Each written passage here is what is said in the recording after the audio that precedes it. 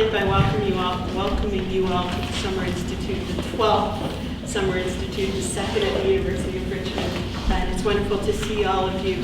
I'm just holding this microphone. It doesn't actually magnify my voice, but it's for purposes of being taped. So as we have questions later in the day, I'm going to be passing this around, and I'd ask you to use them as you ask questions and so on. I do have one announcement I'm going to make. I want to keep this very short so that we can get to the important part of which is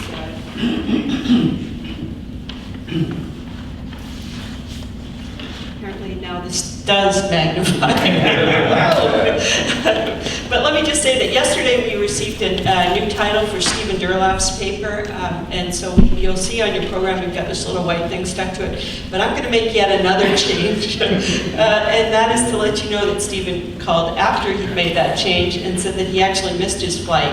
And he was detained in the airport and almost arrested for having made a bit of a fuss, apparently. So at any rate, we are going to do a little bit of a rearrangement today. Ali Khan has very kindly agreed that he will present his paper a few hours early so that he will take Stephen Durlaff's slot, and then we'll take a longer lunch break and we'll come back and have a little bit more relaxed afternoon.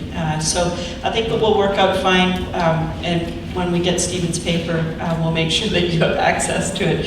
At any rate, let me introduce the person who, I'm sure all of you, needs no real introduction in the sense that you know him well or know his work well.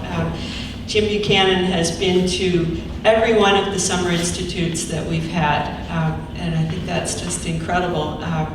When you think that the Summer Institute began as this small little thing with a few beleaguered people who thought the history of ideas was something worth doing some work in, and Professor Buchanan has always thought that the ideas are what's important, and ideas that are written by people who lived some time ago might be just as important as the ideas that are written by those who are now practicing economists and so on. So he's got a wonderful interest in the history of economics, and today, David Levy keeps telling me that Jim is mad. And today, Jim is going to talk to us about the Chicago School that he knew and the Chicago School that it became. And so, welcome, Jim, to the Summer Institute.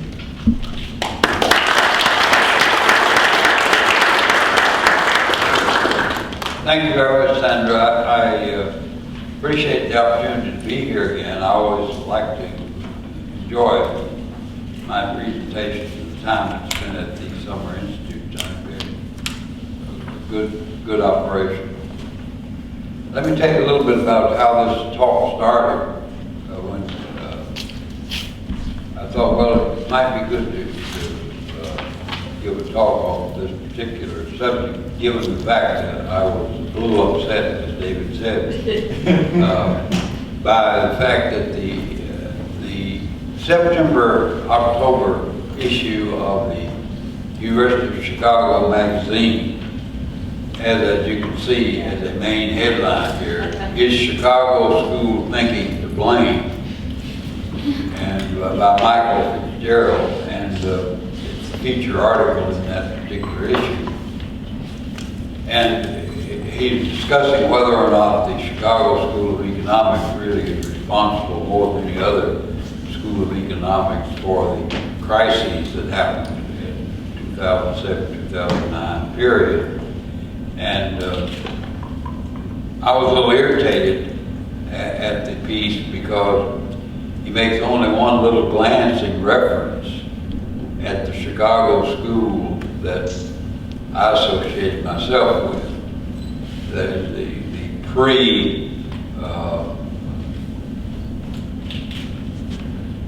rational expectations, efficient market stuff. He's talking primarily about the Chicago School as being the work that's summarized under that rubric: markets work everywhere, extended into finance, and so forth and so on. Because to me, the old Chicago School, what I call in this paper the old Chicago School, would never have counted any sort of view that markets work everywhere and anywhere under all circumstances. The old Chicago school would mean that the markets would work, but markets would work only a proper set of laws and institutions, which is what has talked about, what Frank Knight talked about, and others. And by the old Chicago school here, I'm referring to the Chicago school when I knew it as a graduate student, which was immediately post World War II, period 45 to 48, which the main people involved were Frank Knight. Viner was just on the way of leaving. Him and Henry Simons was probably the best expositor of the old Chicago school, as opposed to the Chicago school that came into being through the transition with Milton Friedman, George Stigler, Gary Becker, and ultimately Bob Lucas came along, out of which they were kind of transition figures. And then you got this more modern Chicago variant, represented primarily finance people by Fama and others.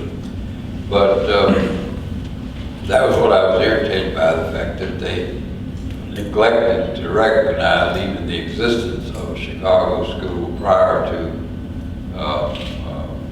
that modern extension of rational choice type of thinking. So, first part of my paper here, which I guess you have available, it really is a summary of sort of what I understood to be what I call in this paper the old Chicago school. And by the new Chicago school, I mean this whole efficient markets notions extended. Now, I told somebody I was coming to give this talk under this title, and they immediately raised the question, well, the part I'm calling the new Chicago school here is really the old Chicago school now in a certain context. So maybe I should leave out old, new, and say modern, or say, be more explicit and say something like that that's the extension of the rationality postulate all the way, that is the efficient markets notion, developing out of the efficient markets notion. So, as I say, what I do is summarize the old Chicago school that I knew, and then I develop the critique of the modern Chicago school, and come down ultimately with the conclusion that yes, indeed, that mindset was partially responsible for people being less careful than they should have been in trying to regulate the macroeconomy in the pre-crisis years. Now, the old Chicago school, and I won't go into the first part of my paper very much at all here, but Chicago school that I knew and associated with Frank Knight and Henry Simons and others really would say the market would work, but the market would work only under an idealized set of institutions, which involve freedom of contract, enforcement of contract, enforcement of property rights, and very importantly, a monetary framework which would guarantee predictability in the value of your purchasing power, and would not involve all of the various near money operations that were allowed to grow and develop. So the old Chicago school would never have said the markets are likely to work, it'll work out, and so forth and so on. Much more skeptical about the possibilities of the market working than what I call the modern Chicago school here.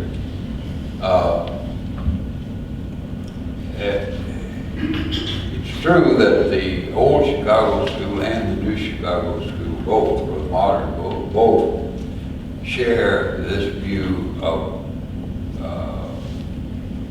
what economics is about, do, in the sense that it should try to understand the workings of the economic mechanism rather than what I call the Harvard-MIT syndrome, namely that somehow or other, if I was in charge, it's very hard for someone at MIT or Harvard to think in terms of anything other than this is what I would do if I were in power. Whereas Chicago is quite the opposite. It's hard for a Chicago school advocate to even imagine himself in such a setting. So there's that fundamental difference in the mindsets that is shared by both the old and the new Chicago school, which is quite different from what you may call the Eastern establishment mindset. But that's not what's central to my discussion here. Now, I think, and this is something I developed in this paper just to start. I've actually worked on 2 other papers that carry forward this more than in this paper. But I think the so-called New Chicago or Modern Chicago thinking, I'm talking now about the efficient markets notion, I think that they made 2 very critical mistakes that are related a bit but independent mistakes. And it's something that really wasn't fully emphasized to me until I began working on these particular papers. I think they failed to see that the Samuelson taxonomy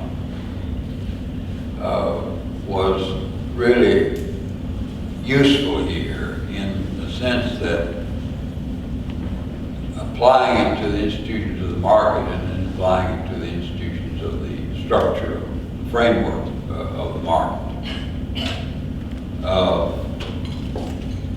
Now, let me elaborate this a little bit more than my stance in the paper itself.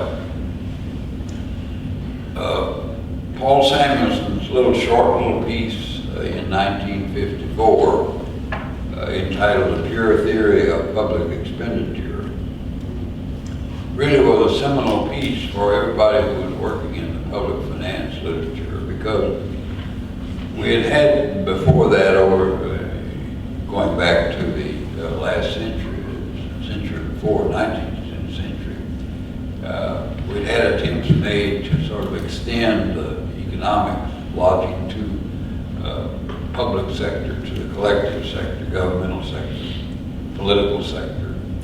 And basically there were some good insights, but there was no rigorous, careful analysis. And Samuelson's piece sort of clarified a lot of that old literature and used modern tools that were then very modern, and was able to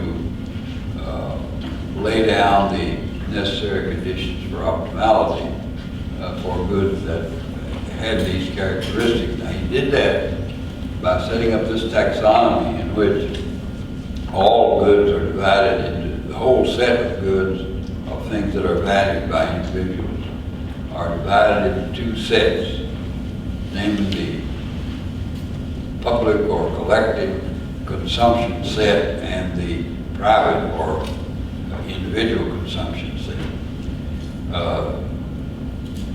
The second set of goods are fully partitionable, and they are excludable, and they are rivals in consumption. That is,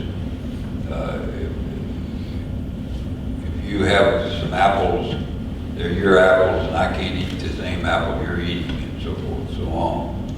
You can divide up the goods amongst the people, and I can keep you from eating the apple. So they're excludable as well as rivals. Whereas in the other set, under the Samuelson taxonomy, you have the pure public good or collective consumption good. That is to say, a good which is valued by people but which is non-excludable and non-rivalrous in the limit. That is to say, a good which, if one person, if it's produced and one person values it, that good is automatically available to everybody else, and no way you can exclude other users. And in addition, the use by the second person does not cost the first person anything. So it's fully non-partitionable, in other words. Now, that's a useful dichotomy. It's useful to separate goods in those two things. And the welfare implications are pretty clear. Now, actually, the welfare implications, as I remember it and as I understood it, people treated the Samuelson contribution as simply being another proof of the notion that markets fail, that it was part of the market failure notion that was everywhere in the theoretical welfare economics of the period of the 1950s, 1960s in particular, part of the market failure discourse. But nobody took it up beyond that much. There was some argument about to what extent goods fit these characteristics, but that was not Samuelson's purpose, it didn't seem to me. But the welfare implications were that for the partitionable set, the goods in the partitionable set, goods which were excludable and rivalrous, the market would work. That is, the idealized competitive market would solve your problems. You get the proper allocation of inputs into those production of those goods, whereas markets would not work for this public goods subset, this subset of goods that are non-partitionable in the full sense of the term. So there was market failure. But it looks as if to me there was a gap, rather interestingly now looking at it from this perspective. Nobody really followed up the full implications. What happens if for this non-partitionable good, for a non-partitionable set of goods, David Hume's meadow, for example, needs draining and all the farmers living around the meadow, it's to nobody's particular interest to drain the meadow because of spillovers, because of the non-excludability. That what happens if you don't drain the meadow? You see, the implication should not be necessarily that you automatically therefore have an argument for collectivization of the activity, and therefore governments are going to come in and make market corrections. Public choice hadn't been born by then, so there's no sense of what might be the incompatibilities if you try to do it collectively. But what happens if you have a situation where the non-partitionable good is valued, it would be valued, there's potential value there, but in fact you don't get it provided, at least you don't get it provided in a sufficiently large quantity such that you could label the outcome as being efficient. So the potential value is going at least to be partially unexploited unless something happens. But what seems to me what was left out of all that discussion was somehow that value means there are potential rents to be gained, and entrepreneurs would be there standing ready to pick up those rents. So what kind of partial result would apply? And you see, I think the mistake was in sort of by the 1970s, there came to be this sort of modern Chicago type of mindset in which well, after all, markets will work. Now, you see, that has a long history in and of itself, in the sense that you got the idea that markets work, but then markets would fail under certain circumstances. But Lucas in particular came along and argued that, well, you can extend that notion much further than it had normally been extended. Best example of that would be the old-fashioned cobweb theorem, which came up in all the textbooks when I was first studying economics, namely based on some crude empiricism about the corn hog cycle.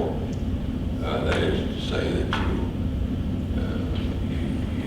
you draw the supply-demand cross, and then of course you just cycle around the equilibrium because people adjust to current prices and don't adjust to expected prices.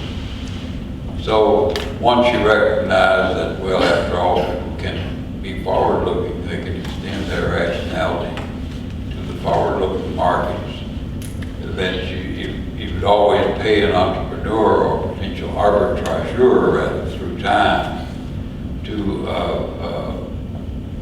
act in such a way that you wouldn't have that kind of a cycle. So we relegated the cobweb theorem to the realms of intellectual history and sort of replaced that with the notion of efficient markets. That is to say, the market price for a particular good that is partitionable will in fact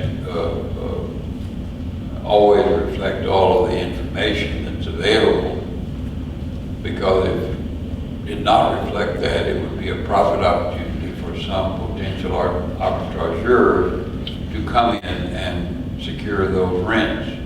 So rents would tend to be eliminated in the temporal markets as well as current markets. So the prices of goods would tend to reflect all the information that's available. And so you've got this sweeping capture of a good part of the economic profession by this broadly defined efficient markets notion. Now, my point here is that the slip was made somehow or other by assuming that this efficient markets notion, that you could justify that by saying, well, all goods are partitionable, therefore there are no such things as any Samuelson type of public goods or collective consumption goods, non-partitionable goods. Or you could justify it in another way by saying markets not only work, but markets work for ordinary goods and services, but they also work for rules. And this is where I think the insight that I had in working on this paper and others, at least it excited me a little bit, namely that somehow or other, if you think of rules within which markets operate, that is the constraints within which people operate, the framework, including the monetary framework, importantly. That is, if you think in those terms, those constraints or conventions or rules which define the order within which people operate a market, carry out market activity, those rules by necessity are Samuelsonian non-partitionable, because otherwise there wouldn't be rules. A rule or a law or anything that acts as a constraint has to be uniformly applied across all petitions, all participants. Now, several of us back in those days, early days, did in fact explicitly recognize that law is a public good in the Samuelsonian sense. Matter of fact, I have a whole chapter in my Limits Liberty book published in '75 that is called Law as Public Capital. Bill Riker at Rochester had published a piece to calling attention to the notion that law or rules are public good, and other people have done the same thing. But none of us really carried out the implications of that, it seems to me. The implications, we just left it dangling. And to me, that was a big gap in our thinking, because this does have a big impact on this modern Chicago variant of the idea that markets are efficient, because implicitly those advocates of that sort of markets work everywhere notion extended the logic to apply to rules. Now, I'm perfectly willing to go along in a full sense with the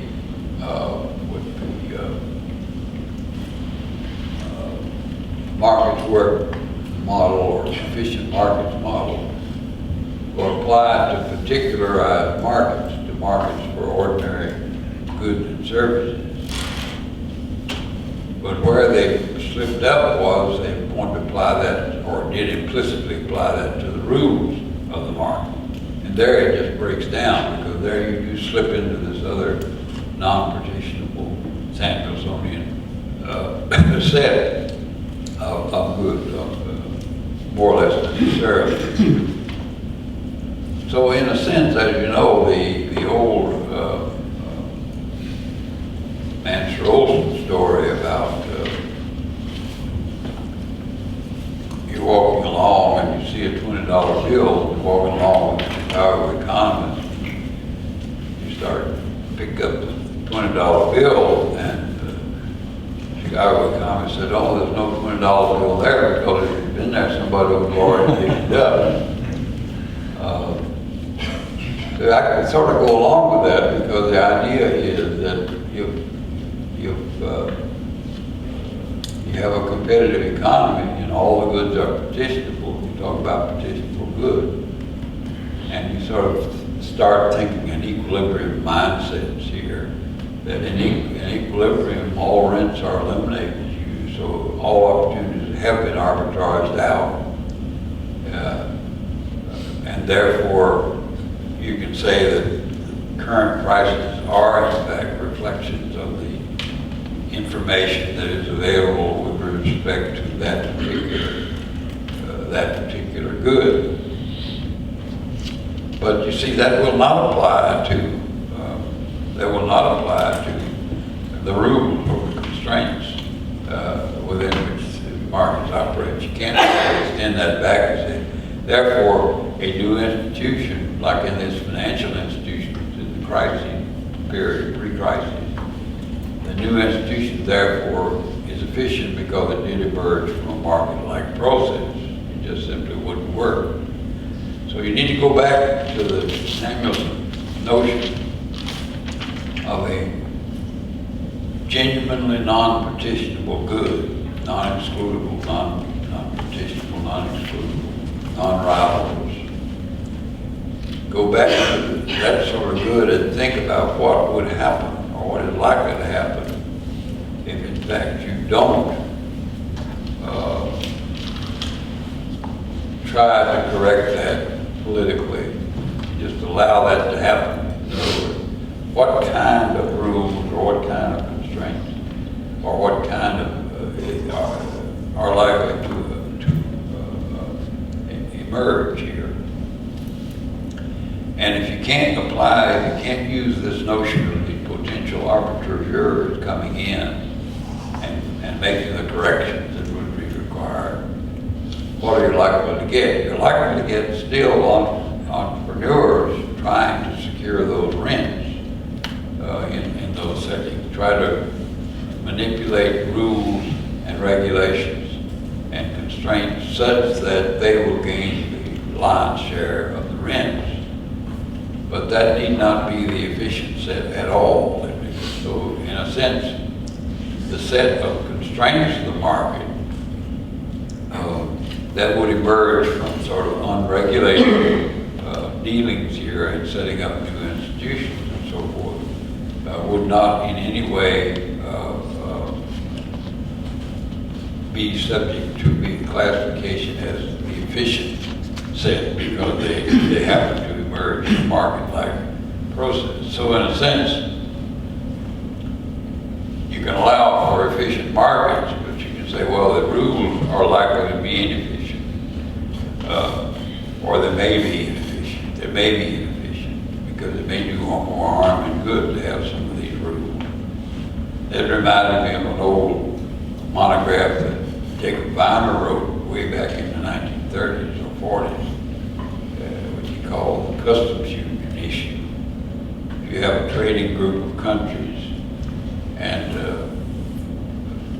they have some restrictions, but their patterns of trade develop, and a couple of these countries set up a customs union between themselves, such that trade is completely free within that subset.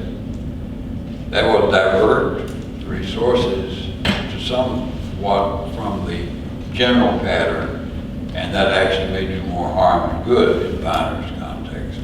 You may actually be utility destroying rather than utility enhancing if you have a sort of partial adjustment here. So what you might expect to get in a setting in which these rules or these non-partitionable goods, which have some value, all right, but they sort of emerge from a process in which you don't have any attempt to collectivize them or do them politically, just allow the market to work. You're likely to get rules and regulations such that are aimed at being beneficial to those who think they can capture some of the rents, but not all of the rents. Obviously, they won't be fully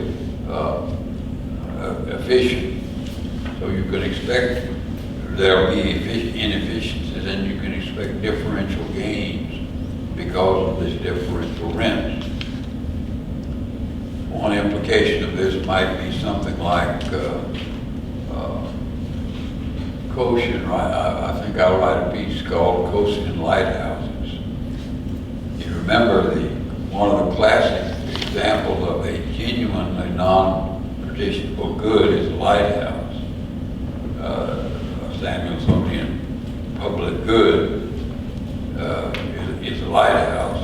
And Ronald Coase wrote a piece much later criticizing that whole notion from a practical point of view, that in economic history, and he talked about, showed examples of settings where people had set up private lighthouses, and so therefore you got the market working in a sense that you had private lighthouses being provided. But by the logic that I'm thinking of now, you might well have had private lighthouses being provided to cover this demand for this valued good, which is non-partitionable. But the Cohesion lighthouses may have been located wrongly and constructed wrongly, because they were constructed primarily to capture rents that could be captured, not the overall rents that were available to be captured. So you still get an inefficiency in the operation of the lighthouses, so to speak. So I think this is an area that does warrant a good deal more development, and I'm trying to, as I say, I'm trying to do some more work along these lines. But that gives you an idea of where I am in this, and certainly the thrust of the argument that I make is that there is no basis for making the Chicago-type argument that the institutions of the market are efficient. The market within whatever institutions exist will tend to be efficient, brought so by the activities of entrepreneurs who act as arbitrageurs. But in the relationship of the rules that emerge, there are no such thing as arbitrageurs who can, in fact, you're likely to get inefficient institutions. And certainly in our whole monetary structure is grossly inefficient, as was evidenced by the great crises. And we're not likely, unless we start thinking in different terms, we're not all likely to be able to do much about getting the policy straight. Maybe they'll do some improvement in this financial reform bill they're working on, but not to the extent it would, you would need to have the improvement. We're not going to get that until we get really rid of this whole set of near money that people shifting amongst near monies will generate multiple reactions. Until you eliminate that kind of leverage, you're not going to make the system invulnerable to these crises, these collapses, which need not happen under a constitutional rule, a monetary rule, somehow or another. Well, I can leave it there. We can bring in some discussion.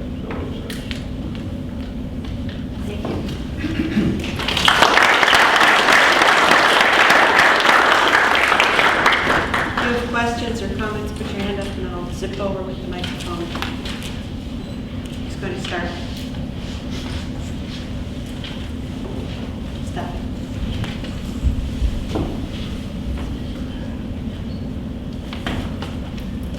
Professor Buchanan, I have a question. I think it's Just speak into it. I think it's still taping. It's just Okay. not that. So I have a question concerning this transformation of Chicago you were talking about. Do you think Hayek has played a role in it? I know that he was voted to the Department of Economics in the 50s, but do you think he might have played a role within this transformation? I'm glad you asked that question, because one thing I did leave out of this oral presentation, it's a little bit mentioned in the written version, was that this notion that somehow or another you can extend the notion of efficiency to institutions or to rules, that came from an idea that the arbitrageurs will always do that, the sort of notion that I mentioned there, but that was sort of supplemented in a way and reinforced in a way by this notion that because it has emerged in a market-like process, therefore it is efficient. This idea that survival itself is efficient. Now, Hayek was influential in sort of helping that mindset, the idea picked up from evolutionary biology, this notion that somehow survival itself is an indication of the efficiency. So Hayek did reinforce maybe that in a very, very indirect way. I don't think there's any conscious recognition that Hayek had much influence in this respect, but certainly Hayek and a lot of his, especially his later works, did in fact begin to pay more and more attention to the impact of evolutionary notions. Now I think logically that notion of survival as a criterion just is totally empty. But on the other hand, I think people may have been influenced a bit in their thinking by the fact that because it emerged, therefore it must have had some functional value, sort of the equivalent of functionalism in evolutionary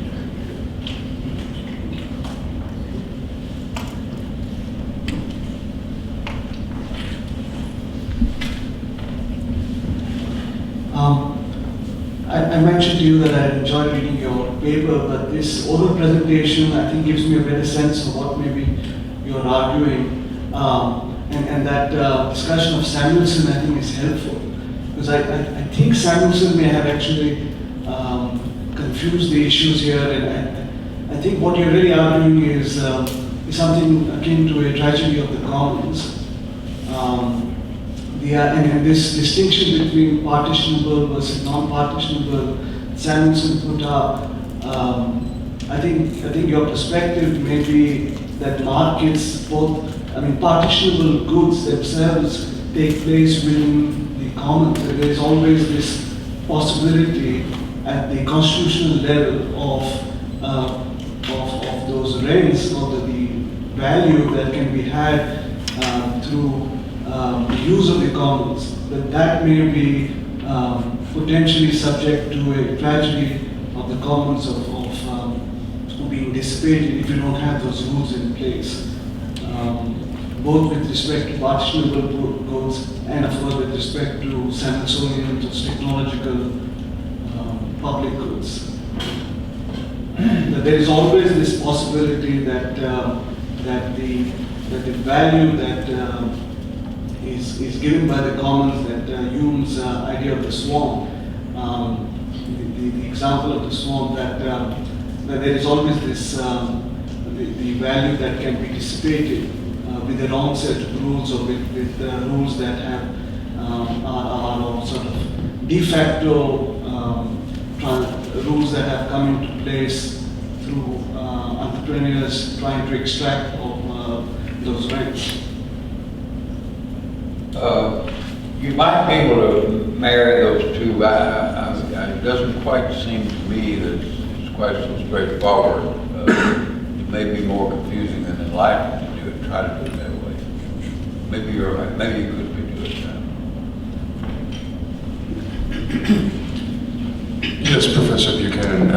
I appreciate your point very much that within the institutional rules, markets will be efficient, but that this is, of course, in itself not a reason to believe that the institutional structure will be efficient.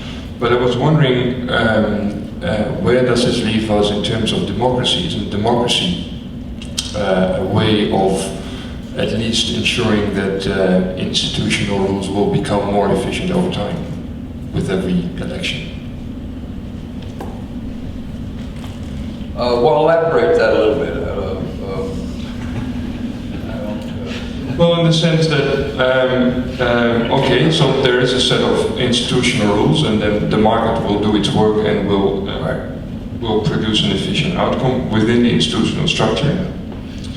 But if the institutional structure does not work well, people will object and will vote for another party that promises to adjust the institutional rules and to improve the workings of the institutional rules. I don't think that follows necessarily at all. I think people will, if the rules produce results that are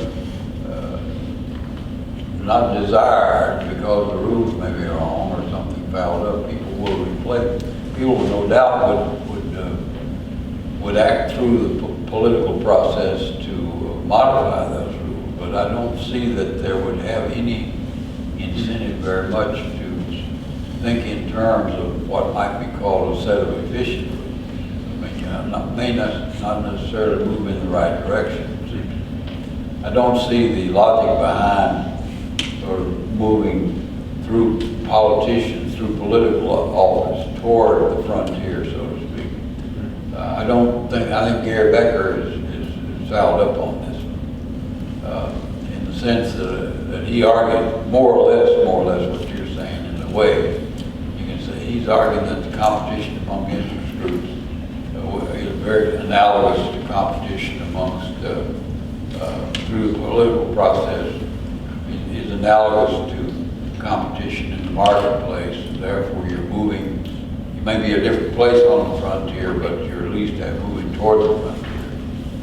That may well be true in some cases, but you can move the opposite direction in other cases, because people are representing their interest in the political process, which is not the general interest. The old problem that's ubiquitous in all of our stuff, namely that this conflict between the individual interest and the group interest, or the subset of interest of particular groups versus the general.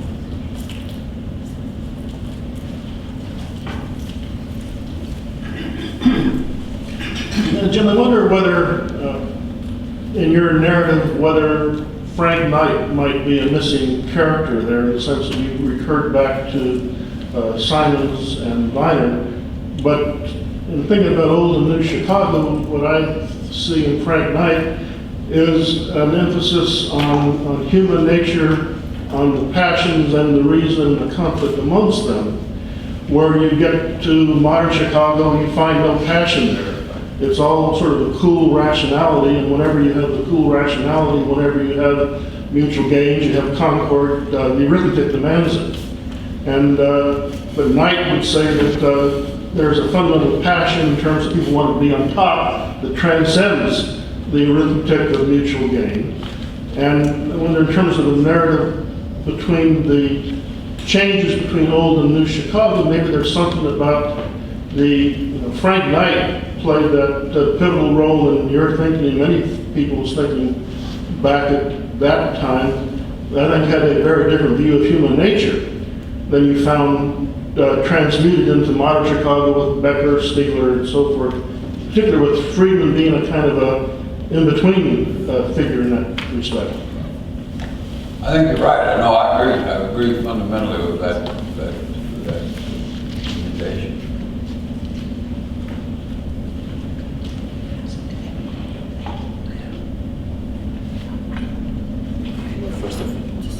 Taking people in order here. Yeah.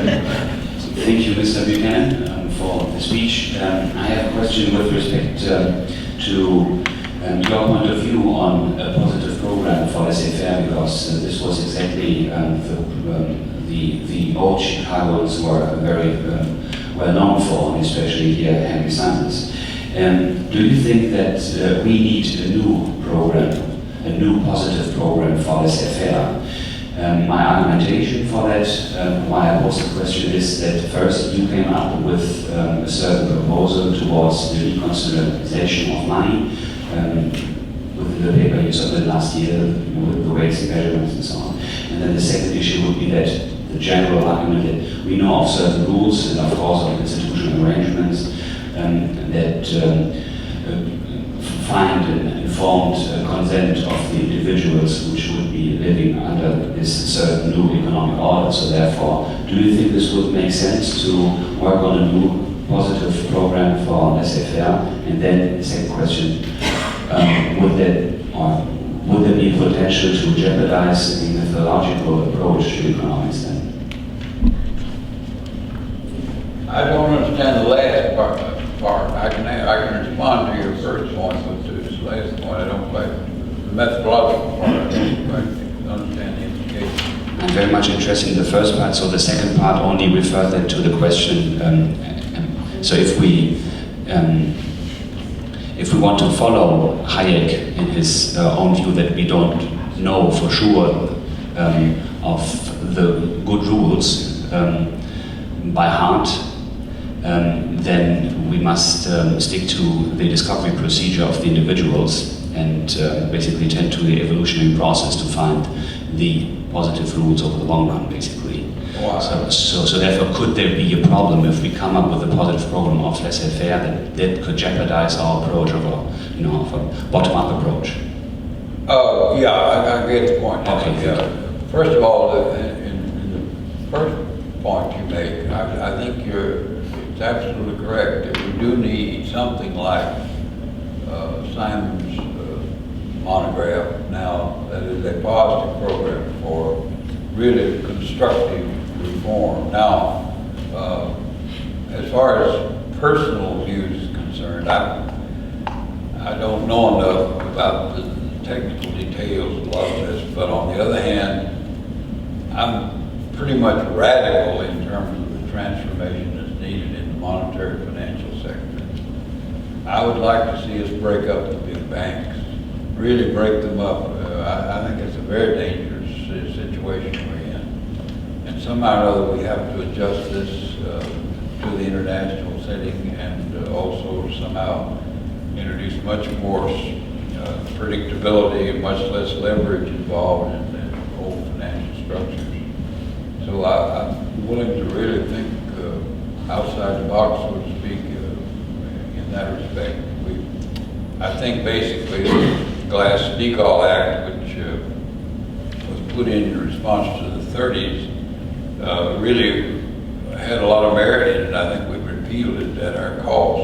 Namely, we should have kept the deposit function separate from the investment function. And of course, Volcker is now proposing something like that to put back in, and I think that ought to be done. And even the Glass-Steagall notion of reducing the, and this gets back to the big banks problem, that is somehow or other to cut back on the number of banks that can be consolidated. And of course, they've tried to do that by state, which didn't work so well, but there must be other ways in which you could accomplish this. So I'm very radical in my own thinking when I get down to that level of talking about what might be done, but I'm not an expert in that now, nor have I ever engaged in that sort of thing very much. And I agree with you. Fundamentally, I don't quite know how to reconcile an activist normative position, even if I had one and was strongly in favor of it, with kind of the view that somehow or other you should have these rules should emerge from some sort of continuing convention or constitutional convention or sort of that like that. I don't think we can sit back, and I think you can accuse Hayek to some extent of doing this, and acquiesce in just the forces of cultural evolution to generate a set of rules that should be found desirable. And Hayek himself violated that when he proposed that third legislature type thing. But I think there's a whole set of issues here as to how you might both work on and construct a set of norms for a program for, let's say, whatever you want to call it, and implementing that or expecting to get that implemented. I think those are all interesting problems. There are some interesting work is being done at the edges now in terms of this formal work on institutional design. Of course, like so much modern work, nobody paid any attention to what's gone before. But there's some interesting stuff going on there. Yes. My question is, do you agree that the academic clash in the early 40s between Frank Knight and, on the other side, Oscar Lange and the Couch Commission above all, prepared the ground to, even if undoubtedly maybe, to the successive transition to the old Chicago, or in any case, did they play any role about it? I don't quite understand the question. Oh, yes. If the object of the clash between Frank Knight and the old idea of the Chicago tradition already had impact with the Couch Commission, Oscar Lange, and to many extent another idea of economics that prepared the ground, even if only indirectly or without any, how can I say, direct will to do this, to the successive transition to the strongholds of the new Chicago school. I don't sense that there was much of an overt clash back in those early days. Lange had just left when I got to Chicago. I got to start taking courses in January 46. Lange had left in 45, I think, to become some Polish ambassador or something like that. He had a reputation around Chicago of being the best teacher in the whole group. He was an excellent instructor, apparently. He had a reputation of being a very good instructor. So people liked Oscar Lange in that sense.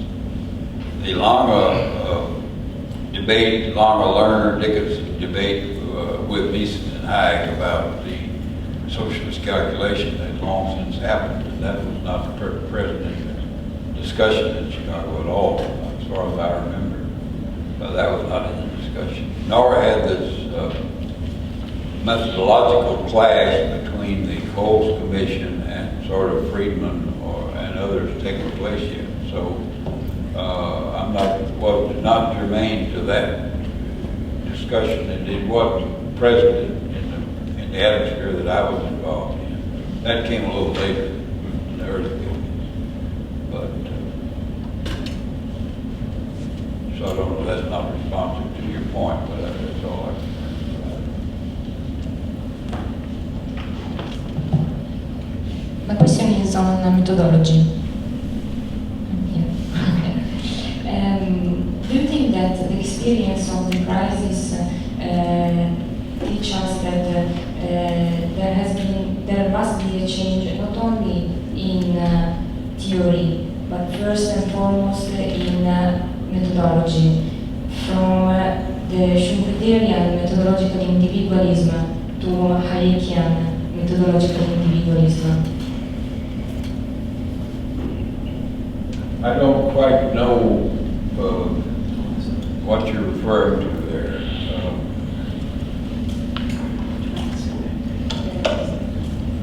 For Hayekian methodological individualism, I mean that preferences are formed by habits, are not exogenous given, but formed by habits, by culture of the individual and of the society too. I don't associate that with Hayek. That's associated with a lot of people, but I don't associate that with Hayek at all.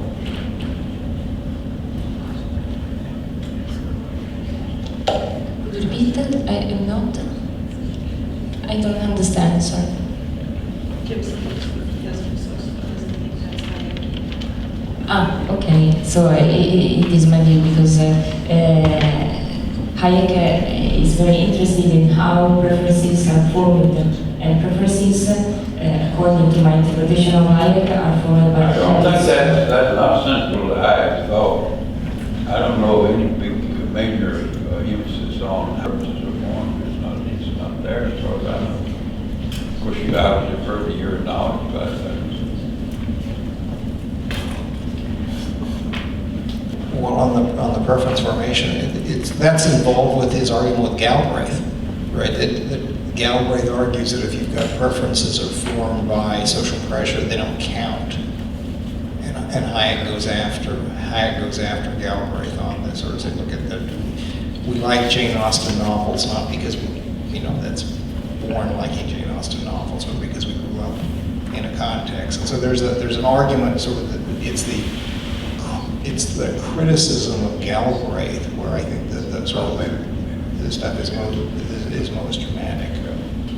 Yeah, I have also a question on but I think the thinking about the public version of the $20 bill joke, I think is wonderfully useful, because it seems like the $20 bill on the sidewalk is such a marvelous vision. But let's think about a serious public goods version of that.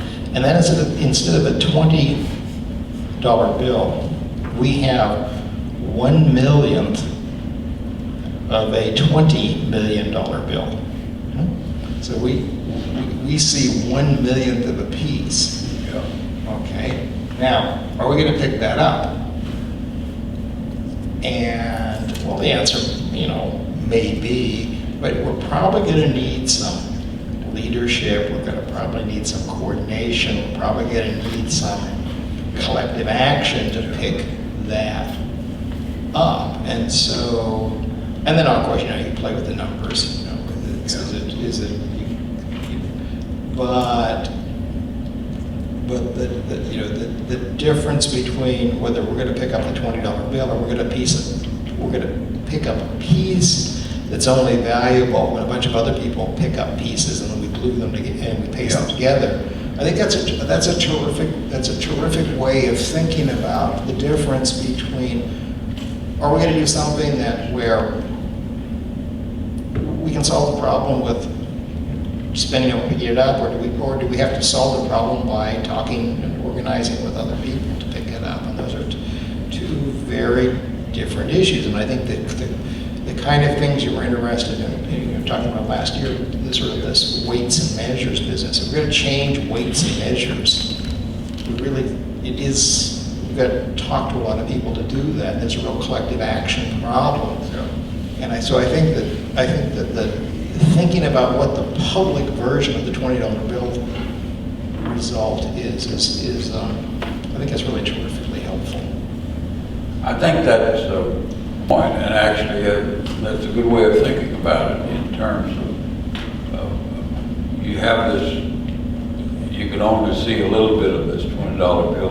How do you organize to pick it up? And there are all sorts of relationships as you form coalitions, the whole question of coalition formation and the costs and benefits to individuals getting in and how you do this and how you organize.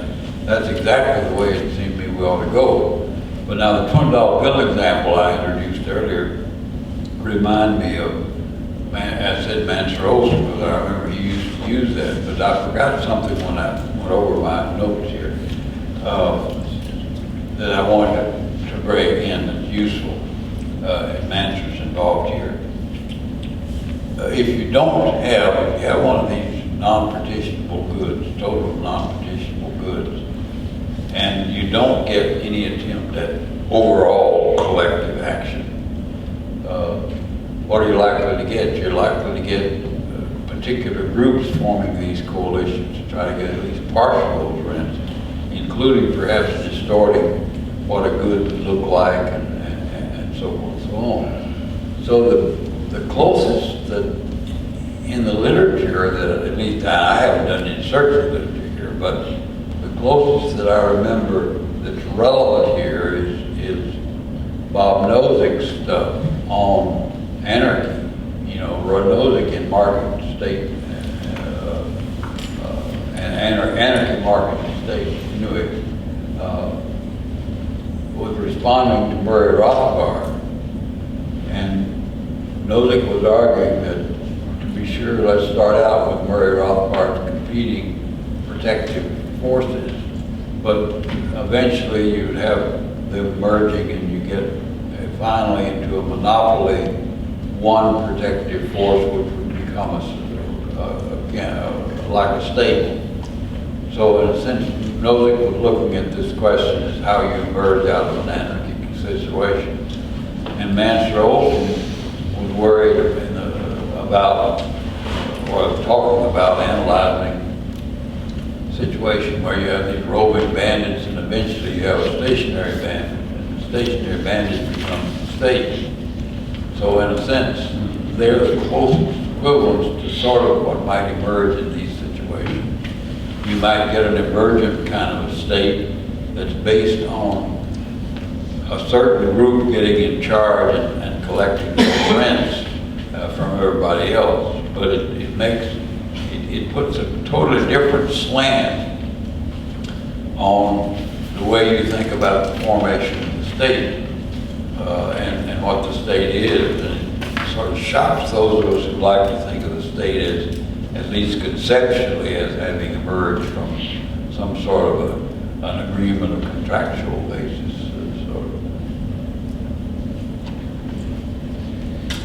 Continuing on the question by David, it needs some organization.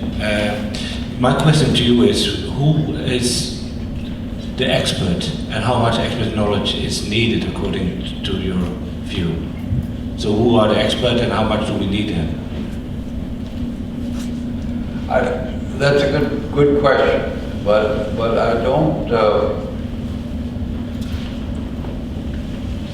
I don't think what is needed so much is expert. I think what is needed is a change in the mindset of people. People have to recognize, and this is of course my pet hobby horse I've been on it all my whole career, namely people have to recognize that somehow or other that we need to think at two levels. We need to think in terms of the rules under which we operate, negotiate, carry on with people, and the operation within the rules. I'm greatly influenced, of course, by the game metaphor. That is the idea that somehow or another we got to play the game while we recognize we can also change the rules. So we need to think in terms of rules and the possibility of changing those rules, but also playing within the rules. People mix all those up in their thinking. And it's not so much a shift to the expert way of thinking, it's a shift to the way all of us think. I know a group of volunteers for this. These are called the experimental economists, who say that they are expert in arranging these things. So would that be a group you would go to? What kind of experimental economists, behavioral economists, who design auctions and that kind of stuff today? Well, as I say, I think some of these design people are doing some interesting things. And they would represent inputs, and at least they're finally coming around to recognize that you can design institutions to get better institutions. In those sense, they're useful. They're add something here.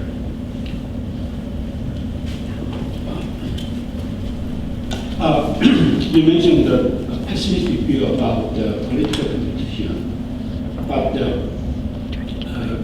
like political Spiegel had served very well for the last 60 years. And that was a result of political competition in the 1930s.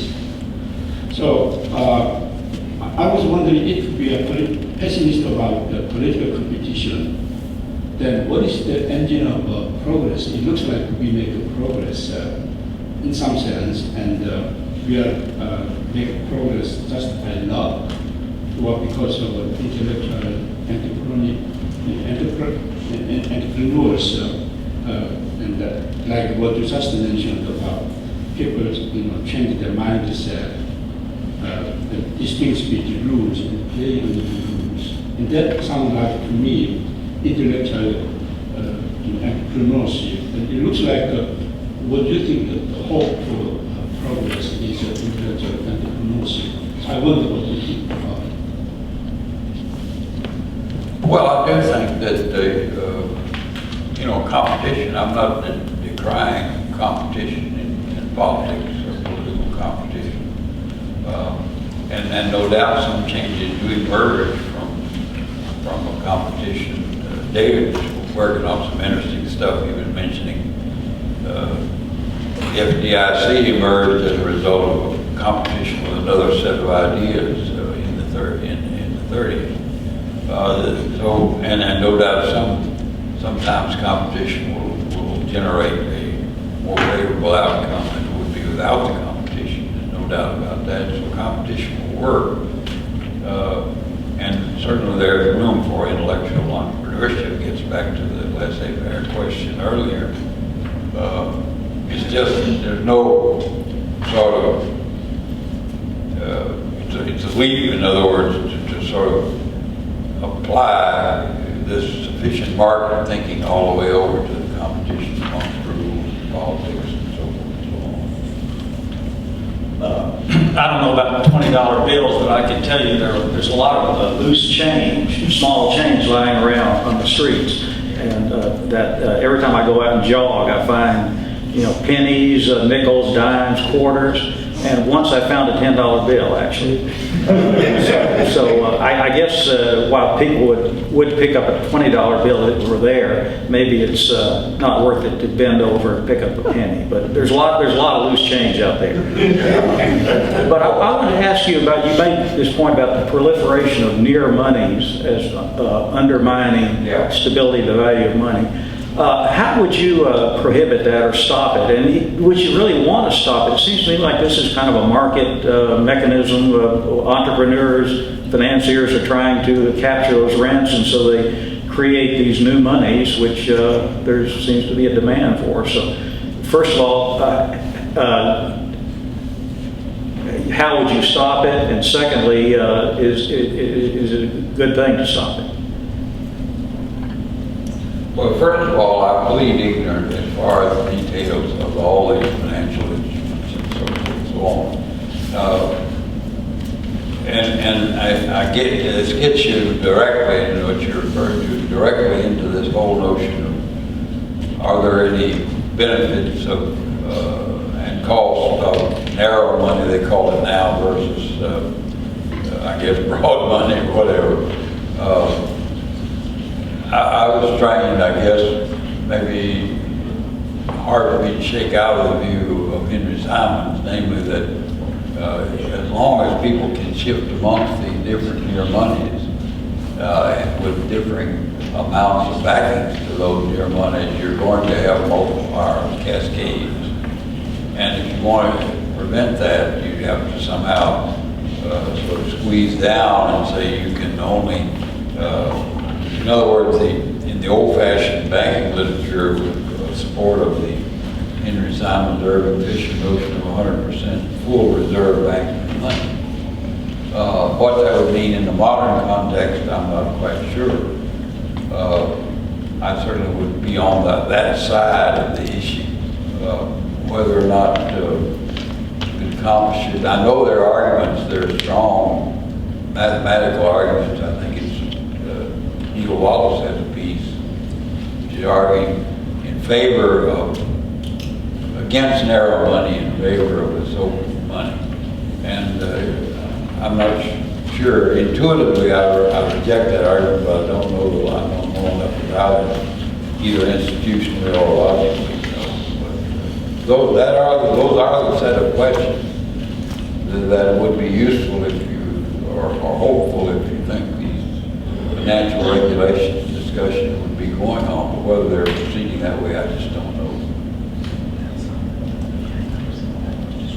Okay, I have two historical questions to ask about. One sort of about the expert issue that Marcel raised, the other one about Henry Simons. The expert issue, really, one of the interesting features of your paper, the part you start off with, is this issue that currently in the popular media, so on, all these questions being raised about the economics profession and these, the emperor has no clothes and so on. And I'm wondering about historical precedents for that. To what extent, one could argue it's really a good thing that the economics profession is being forced to sort of confront reality. And I'm wondering about previous precedents for that. One obvious situation where one thought it would have arisen, I'm not sure to what extent it did, is in the Great Depression in the early 1930s.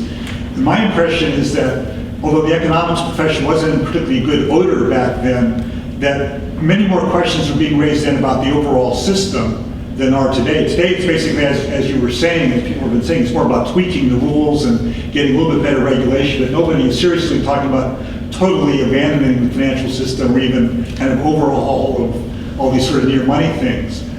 But they are raising all these questions about the experts, about the economists from back then. But I'm wondering what is known about that, sort of previous episodes of challenging the expertise of economists in the 1930s as opposed to these larger systemic questions. And that leads to my question about Henry Simons, which is, he wrote, his positive program for laissez-faire, he wrote in 1934, and it's often treated as this foundational document for neoliberalism and as sort of considered a constitutional thing, but quite frankly, when I read the rhetoric of that, it's really pretty hysterical rhetoric. And there's this issue that the barbarians at the gates, and if we don't nationalize and change things, that the communists and the fascists, and he uses those words, are going to be taking over. And I'm wondering about this specific circumstances under which he wrote that document, what he had in mind, in particular his intentions at the time, which to me, it seems much more of an emergency sort of mindset than any sort of considered constitutionalism. Well, I think you might get a little bit of flavor for the way he thought in terms of the introduction to that volume, Economic Policy for a Free Society. The first part is called a political credo. That's the reprint version of it. That's not the original. Well, but that's not included in this volume is a positive program for laissez-faire. Right. I'm talking about the political credo, which is the introduction to the whole volume. That's a little different from the positive program for laissez-faire, but it's removed in time a little bit. It's several years later that he published that. I don't think it's in doubt that Simons himself was very pessimistic about the state of the world. There is a question about whether he committed committed suicide or whether it was accidental. But he certainly was very pessimistic about the way things were developing. And he didn't see much hope for the world, I think. I know a few of you still had your hand up, but it's 10 o'clock, and I think it's probably a good idea if we stay on schedule for the beginning of the week, because we still got 3.5 more days. So let's all thank Jim Buchanan, and we can talk more during the break. Thanks.